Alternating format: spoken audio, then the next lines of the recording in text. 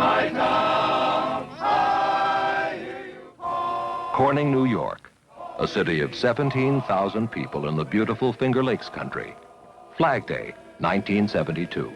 It's just a little street where all friends meet and greet you in the same old way.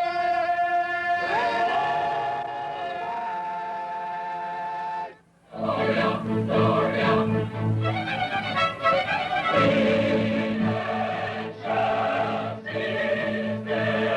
One day each June, the people of Corning celebrate a special event called Soundings, a festival of music of every kind, from the Corning Philharmonic to rock groups, folk singers, and barbershop quartets. And the cooks in the kitchen had a dress as tight as you look would need a fire. The old songs, the old songs, the good old songs for me. I love to hear those minor chords and good close harmony.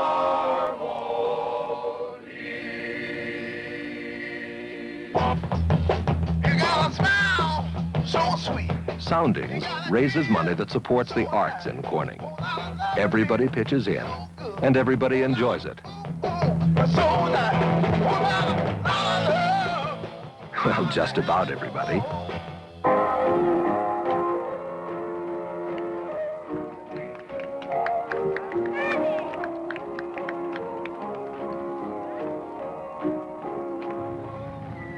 Okay, we'll find your mama. We got to get it together. We got to get it together. We got to get it together. Babe.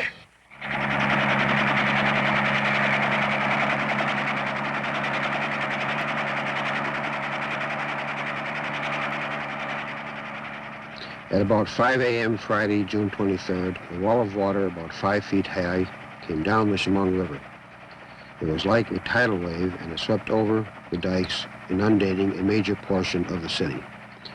We had received a report at about 2 o'clock in the morning that the river would flood at around 5 a.m. We sent out a warning to our people. We were not warned about, nor did we expect, anything like the tidal wave that beset us. The resulting damage is unbelievable. 3 days later, the rain stopped. Corning drew a deep breath, counted its dead, and assessed its damage. Among the worst hit was the Corning Glass Center.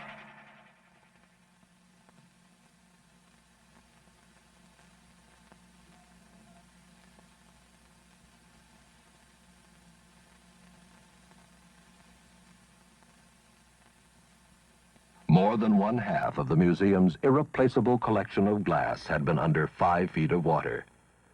The museum's library, the greatest in the world devoted to glass, was a shambles.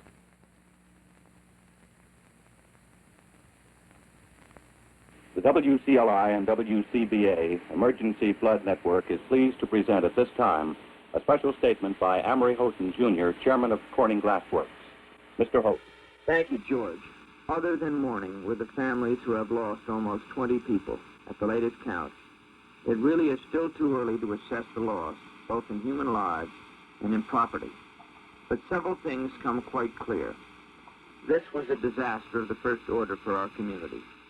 Possibly the worst flood in its intensity ever to hit our part of the world. That more people weren't drowned is a miracle, particularly in view of the suddenness with which the flood struck. Every single person I've talked to has not only been full of sorrow, obviously great sorrow, but also full of determination. And this, of course, is the underlying spirit upon which all hope for this community is based. We're not licked, we're going to bounce back, and for many, we're going to start again.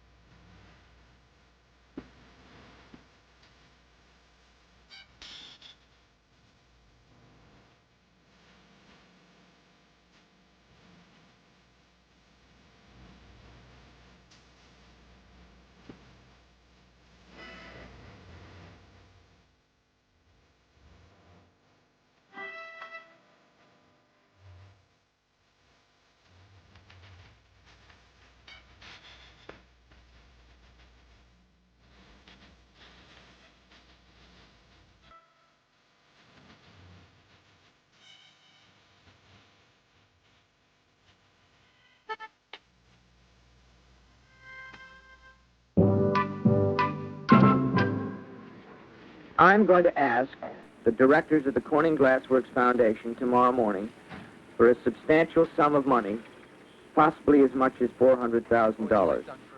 And the purpose of this money will be to enlist and support the work of a large group of young people in this valley to help those who simply can't help themselves, to dig out from the ravages of the flood.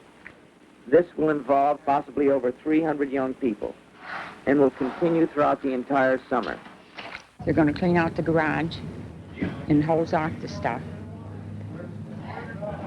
And I don't know what else, but I'm certainly grateful for them. These are the people of our community. Those less severely affected have volunteered to man the desks.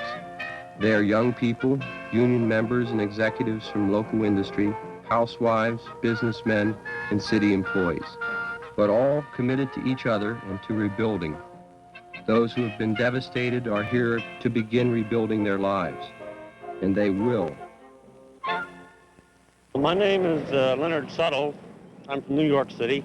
People had no water when we came here at all, nothing to drink, nothing to cook with, or anything like that, not even to take a shower or a bath, forget about it. They didn't have any clean water here at all when we first came. And we're doing our best to supply them with water, drinking water, whatever they need. As long as they need us, I think we'll be here. Money to be spent to do construction, reconstruction, whatever, will be treated just as if there were no insurance, and it will be appropriated using normal... Corning Glass quickly got back to work. Back to work running a $600 million business. But first, back to work rebuilding their city. This is something you mentioned yesterday. People are just plain tired here. And everybody who can take a weekend, I think they deserve it. My name is Lindsay Davidson. I normally live in Boston, Massachusetts, and work at the Museum of Fine Arts in the music room. People are working down at the museum rescuing glass. People are working at the college rescuing slides, and we're rescuing all the photographs possible. And these photographs are from the collection here and those of all over the world.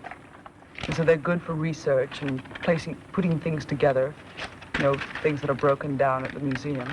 They were in file cabinets in the museum, and everybody quickly put them in boxes and carried them up to Carter's school. And they were sort of moldy, and you tried to take them apart, they'd just rip apart. And they had the bright idea of sinking them in the bottom of the pool.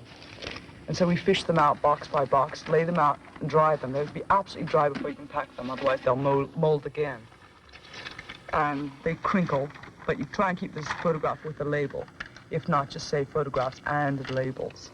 People have come in and encouraged me by saying that not to worry about it, that there'll be help coming, and that they'll build the city better than it's ever been before, and we believe that. We think it can be done.